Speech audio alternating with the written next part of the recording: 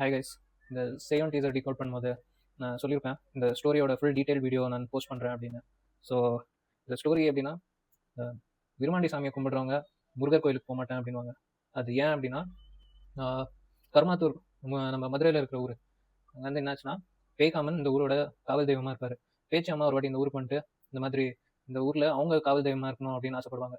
So இது பேய்காமன் தெரிஞ்சு அவர் என்ன சொல்வார்னா, 7 நாள் டைம், இந்த ஊர் விட்டு நீ போகிற, இங்கே நான் தான் காவல் தெய்வம் அப்படின்னு சொல்வார்.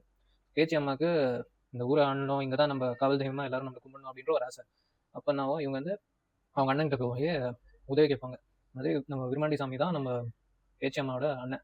அவர் எங்கே இருப்பாருன்னா கேரளாவில் இருப்பார். ஸோ இவங்க போயிட்டு அங்கே கேரளாவில் கேட்பாங்க, இந்த மாதிரி ஒரு பிரச்சனை எனக்கு, வந்து உதவி பண்ணா அப்படின்னு. அவர் என்ன சொல்வார்னா, நான் வரேன், தங்கச்சிக்காக அவரும் வரேன் அப்படின்னு ஒத்துப்பாரு. ஆனால் அவர் என்ன கேட்பாருன்னா, எனக்கு சூழி கண்ணும் சூழி மாடும் வேணும் அப்படின்னு கேட்பாரு.